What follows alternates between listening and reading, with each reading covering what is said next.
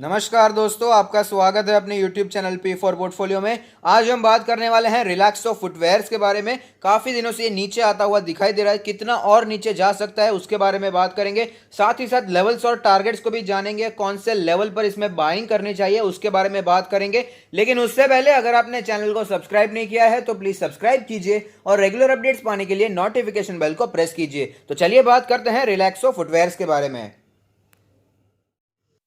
तो आप देख सकते हैं कि रिलैक्सो फुटवेयर्स का लास्ट ट्रेडेड प्राइस 635 रुपीज़ है, जो कि ऑलमोस्ट फ्लैट ही दिखा है। अगर बात करें इसके टेक्निकल रेटिंग के बारे में तो टेक्निकल रेटिंग इसे वेरी बियरिश बता रहे हैं। अगर बात करें वैल्यूएशन के बारे में तो मार्केट कैप 15,862 करोड़ के आसपास की है। पी रेशियो 70 के आसपास का है, जबकि इंडस्ट्री का पी 48 के आसपास का है। प्राइस टू बुक है 12.47। अगर बात करें डिविडेंड यील्ड के बारे में तो 0.2% की डिविडेंड यील्ड यहाँ पर दिखाई देती है, क्योंकि ग्रोथ वाला स्टॉक है, डिविडेंड वाला स्टॉक नहीं है।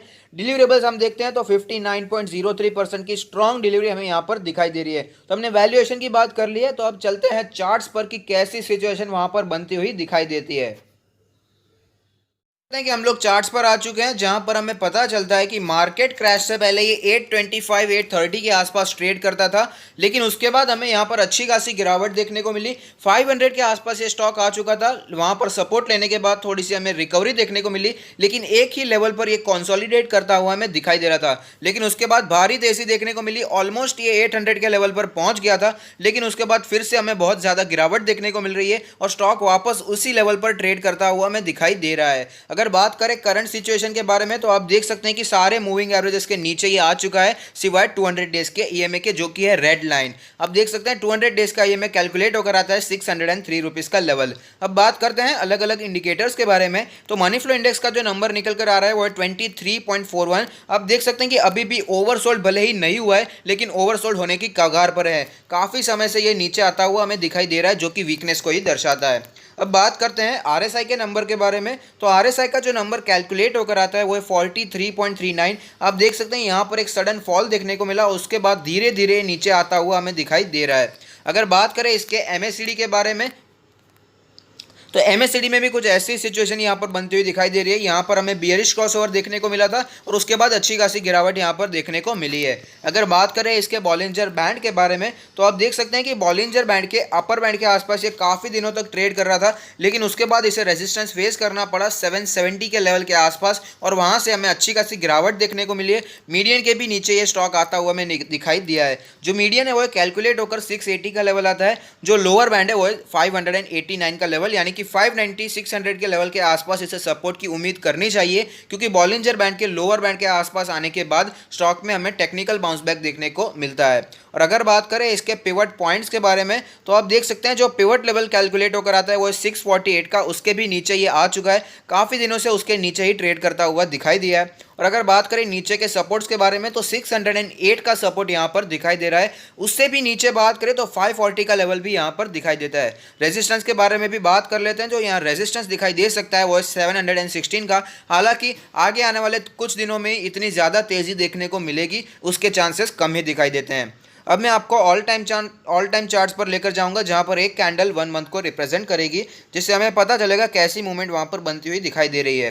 तो आप देख सकते हैं कि ऑल टाइम चार्ट में इसने हमें मल्टी बैगर रिटर्न्स बनाकर दिए हैं। मल्टी बैगर स्टॉक रहा है ओवर द टाइम। आप देख सकते हैं नॉर्मली अपने 20 मंथ्स के ईएमए के आसपास सपोर्ट लेता है और वहाँ से हमें तेज़ी भी देखने को मिलती है। तो इस टाइम भी उसी के आसपास इसने सपोर्ट लिया था, जो कि उस समय 500 के आसपास था। करंटली 540 का लेवल इसका 200 डेज का ईएमए है। तो अब बात करते हैं इसमें पोजीशंस के बारे में। अगर आपने बहुत ही ज़्यादा ऊपर पोजीशन बनाकर रखी है तो मेरा मानना है आप इसमें होल्ड कर सकते हैं। अच्छी कंपनी है, one of the market leader है। बाटा इंडिया के साथ रिलैक्सो फुटवेयर्स का भी नाम बहुत ही अच्छा है। अच्छी कंपनी, आप इसे होल्ड कीजिए। लॉस बुक करने का कोई भी रीज़न मुझे यहाँ पर दिखाई नहीं दे रहा है। लेकिन अगर आपको जानना है कि इतनी ज़्यादा गिरावट हमें यहाँ पर क्यों देखने को मिली है तो टॉप राइट कॉर्नर पर एक लिंक आ रही होगी, उसे क्लिक कीजिए, जिस वीडियो में इसके क्वार्टर रिजल्ट को भी मैंने डिस्कस किया है।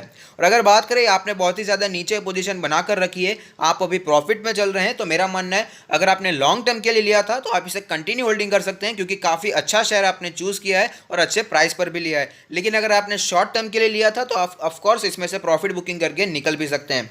अब बात करते हैं फ्रेश बाय के बारे में। अगर आप एक्टिव इन्वेस्टर हैं तो मेरा मानना है 200 डेज के ईएमए जो कि कैलकुलेट होकर 603 के आसपास का लेवल आता है, यानी कि 600 के लेवल, वहां पर अगर आपको ये स्टॉक मिलता है तो वहां पर हम बाइंग कर सकते हैं, क्योंकि पिवट पॉइंट्स पे भी देखा कि इसी के आसपास लेवल बनकर आता था जो कि सपोर्ट का एक्सपेक्टेड लेवल है। हमने बॉलिंजर बैंड का लोअर बैंड भी देखा, वो भी 590 के आसपास का लेवल बनकर आ रहा है और साथ ही साथ इसी लेवल पर ये काफ़ी दिनों से कंसोलिडेट कर रहा था, जहां पर उसने इसी लेवल के आसपास सपोर्ट लिया था जो कि था 600 का लेवल। तो अगर आपको इस लेवल पर मिलता है तो इसमें थोड़ी सी बाइंग करने में मुझे कोई भी परेशानी दिखाई नहीं दे रही है। लेकिन अगर आप इसमें और भी ज़्यादा वेट करना चाहते हैं तो मेरा मानना है कि 540 का लेवल के आने का वेट कर सकते हैं, क्योंकि हमने देखा है कि जो 20 मंथ्स का ईएमए था वो भी था 540 का लेवल, और साथ ही साथ पिवट पॉइंट्स में भी दूसरा सपोर्ट जो बनकर आता था वो था 540 का लेवल। और अगर आप उससे भी ज़्यादा वेट करना चाहते हैं तो मेरा मानना है 500 का सपोर्ट बहुत ही स्ट्रांग है, तो 540 के लेवल पर उसमें बाइंग करने में कोई हर्ज मुझे दिखाई नहीं देती है। तो आपको कौन से लेवल पर बाय करना है ये तो आपके ऊपर ही छोड़ूंगा, ये आपका डिसीजन है।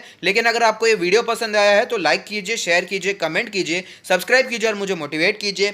Thank you, stay happy, happy investing.